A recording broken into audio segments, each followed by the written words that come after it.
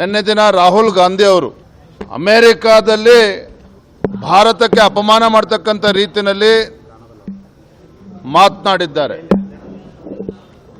ಆ ಪುಣ್ಯಾತ್ಮ ರಾಹುಲ್ ಗಾಂಧಿಗೆ ಹೊರದೇಶಕ್ಕೆ ಹೋದಾಗ ದೇಶದ ಬಗ್ಗೆ ಹೇಗೆ ನಡ್ಕೋಬೇಕು, ಭಾರತದ ಗೌರವನ ತೆಗೆಯೋದೇ ರೀತಿಯಲ್ಲಿ ಯಾವ ರೀತಿ ನಡ್ಕೊಳ್ಬೇಕು ಅಂತಕ್ಕಂಥ ಕನಿಷ್ಠ ಸೌಜನ್ಯವು ಕೂಡ ರಾಹುಲ್ ಗಾಂಧಿ ಅವರಿಗೆ ಇಲ್ಲದೆ ಇರತಕ್ಕಂಥದ್ದು ದುರ್ದೈವ. ಅಲ್ಲಿ ನಿಂತ್ಕೊಂಡು ಇಲ್ಲಿಯ ಚುನಾವಣೆ ಪ್ರಕ್ರಿಯೆ ಬಗ್ಗೆ ಮಾತನಾಡ್ತಕ್ಕಂಥದ್ದು, ಸಂವಿಧಾನಾತ್ಮಕ ಸಂಸ್ಥೆಗಳಾಗಿರ್ತಕ್ಕಂಥ ಚುನಾವಣಾ ಆಯೋಗದ ಬಗ್ಗೆ ಟೀಕೆ ಮಾಡುವಂಥದ್ದು. ಇಲ್ಲೇ ಮೊನ್ನೆ ಪಾರ್ಲಿಮೆಂಟು ಮುಕ್ತಾಯ ಆಗಿದೆ, ಸದನದಲ್ಲಿ ಅವರಿಗೆ ಮಾತನಾಡೋಕ್ಕೆ ಅವಕಾಶ ಇದೆ. ಅವ್ರಿಗೇನಾದ್ರು ಹಿನ್ನಡೆ ಆಗಿದೆ ಮಹಾರಾಷ್ಟ್ರದಲ್ಲಿ ಅಂತ ಹೇಳಿದ್ರೆ ಪಾರ್ಲಿಮೆಂಟಲ್ಲೇ ಮಾತನಾಡ್ಬೋದು, ನಮ್ಮ ದೇಶದಲ್ಲೇ ಮಾತನಾಡ್ಬೋದು. ಮಹಾರಾಷ್ಟ್ರದಲ್ಲಿ ಗೊತ್ತು ಚುನಾವಣಾ ಆಯೋಗ BJPಗೆ ಸಹಕಾರ ಕೊಟ್ಟಿದೆ ಅಥವಾ ಕಾಂಗ್ರೆಸ್ಸಿಗೆ ಮೋಸ ಆಗಿದೆ ಅಂತ ಹೇಳಿದ್ರೆ ಹಿಂದೆ ತೆಲಂಗಾಣ ರಾಜ್ಯದಲ್ಲೂ ಮಾಡ್ಬೋದಿತ್ತಲ್ಲ. ಹಾಗಾದರೆ ಅದೇ ರೀತಿ ಹಿಮಾಚಲ ಪ್ರದೇಶ ಅಥವಾ ಕಾಂಗ್ರೆಸ್ ಸರ್ಕಾರ ಆಡಳಿತದಲ್ಲಿದೆ, ಅಲ್ಲೂ ಕೂಡ BJP ಅಧಿಕಾರಕ್ಕೆ ಬರ್ಬೋದಿತ್ತು. ಅಂದರೆ ಹಿಮಾಚಲ ತೆಲಂಗಾಣದಲ್ಲಿ ಗೆದ್ದಾಗ ಒಂದು ಮಾನದಂಡ, ಒಂದು ರೀತಿ ಹೇಳಿಕೆಗಳನ್ನು ಕೊಡ್ತಾರೆ. ಇವತ್ತು ಮಹಾರಾಷ್ಟ್ರದಲ್ಲಿ ಹರಿಯಾಣದಲ್ಲಿ ಚುನಾವಣೆ ಸೋತಾಗ ಇವ್ರಿಗೆ ಚುನಾವಣೆ ಆಯೋಗದ ಬಗ್ಗೆ ಅನುಮಾನಗಳು ಪ್ರಾರಂಭ ಆಗ್ತದೆ.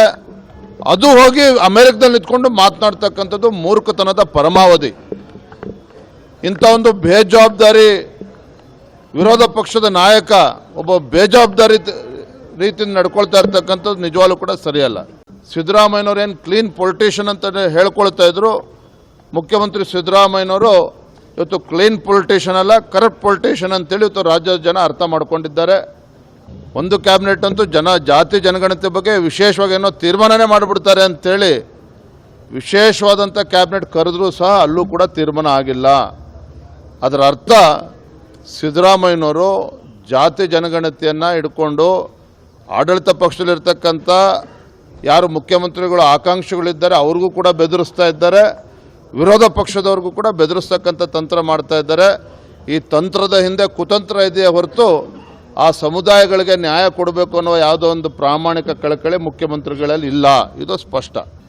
ಮಕ್ಕಳಿಗೆ ಪಾಪ ಪರೀಕ್ಷಾರ್ಥಿಗಳಿಗೆ ಜನಿವಾರನ ತಗ್ಸಿರ್ತಕ್ಕಂಥದ್ದು ಕೇವಲ ಮಕ್ಕಳ ಮೇಲೆ ಆಗಿರ್ತಕ್ಕಂಥದ್ದಲ್ಲ, ಆ ಸಮುದಾಯದ ಮೇಲೆ, ಹಿಂದೂ ಸಮುದಾಯದ ಮೇಲೆ, ಹಿಂದೂ ಸಮಾಜದ ಮೇಲೆ ಇವತ್ತು ಇದನ್ನು ಮಾಡ್ತಾ ಇರ್ತಕ್ಕಂಥದ್ದು, ಬಲಾತ್ಕಾರವನ್ನು ಮಾಡ್ತಾ ಇರ್ತಕ್ಕಂಥದ್ದು. ಅಂದರೆ ಎಲ್ಲೊಂದು ಕಡೆ ಸಿದ್ದರಾಮಯ್ಯನವರಿಗೆ ಹಿಂದೂಗಳಿಗೆ ಅಪಮಾನ ಮಾಡೋದು ಅಂತ ಹೇಳಿದ್ರೆ ಏನೋ ಅಂತ ಪರಮಾನಂದ ಆಗ್ತದೆ ಅವರಿಗೆ.